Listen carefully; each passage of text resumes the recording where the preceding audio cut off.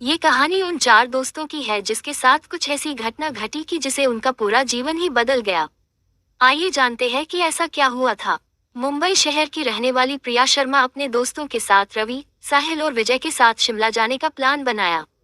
वो सब शिमला जाने के लिए बस में बैठ गए। कुछ ही देर में प्रिया सो गई। अचानक प्रिया की नींद खुल गई तो उसने देखा कि बस में कोई नहीं था। बस का ड्राइवर भी नहीं था। बस अपने आप ही चल रही थी। उनके सारे दोस्तों भी बस में नहीं थे। ये सब देखकर डर के मारे प्रिया जोर जोर से चिल्लाने लगी। अचानक उसे लगा कि कोई उसके पीछे खड़ा है। जब उसने पीछे मुड़कर देखा तो वहां एक स्त्री बैठी हुई थी। उस स्त्री का चेहरा जला हुआ था। ऐसा लग रहा था कि किसने उसके चेहरे पर एसिड फेंका हो। ऐसा भयंकर चेहरा देखकर प्रिया ने चिल्लाना शुरू कर दिया, बचाओ बचाओ बचाओ। और अचानक प्रिया की नींद उड़ गई। वो एकदम डरी हुई और पसीने से पूरी भीग गई थी। पास में बैठे हुए विजय ने पानी की बोतल दी और बोला, शायद तुम्हें कोई सपना देखा होगा।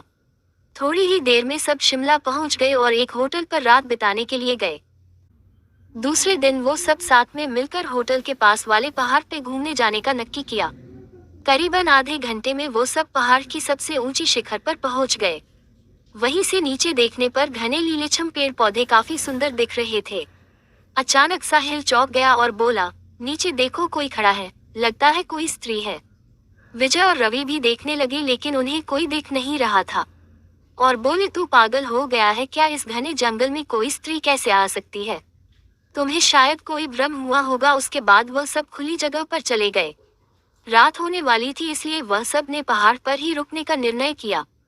इसलिए उन सब ने वहां पर ही तंबू लगाया और खाने पीने के लिए सामान बाहर निकाला। प्रिया की बैग तंबू के बाहर थी इसलिए वह लेने के लिए बाहर गई तो वहां पर उसे किसी की आवाज सुनाई दी। प्रिया उस आवाज की ओर अपनी नजर घूम आती है तो उन्हें सामने से कोई 3 आदमी आते हुए दिख रहे थे।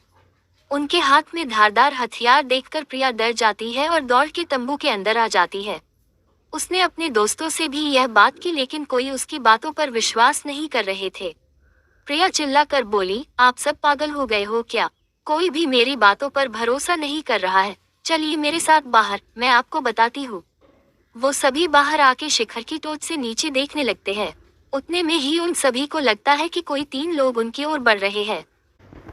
ये सब देखकर वो सभी डर जाते हैं और तुरंत ही अपना अपना सामान समेटने लगते हैं और बड़े से पत्थर के पीछे जाके छुप जाते हैं।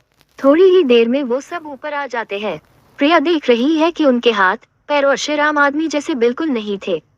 वो सब एक जगह पे बैठ जाते हैं और कुछ तांत्रिक विद्या शुरू करते हैं।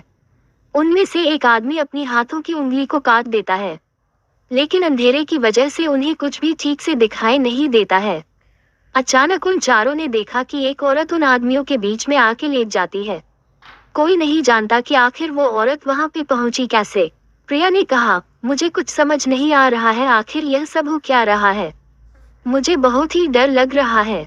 एक के बाद एक वो तीनों उस औरत को सूंघने लगे। वहीं पे अचानक उस औरत ने अपनी उंगली उठाई और हमारी तरफ इशारा करने लगी।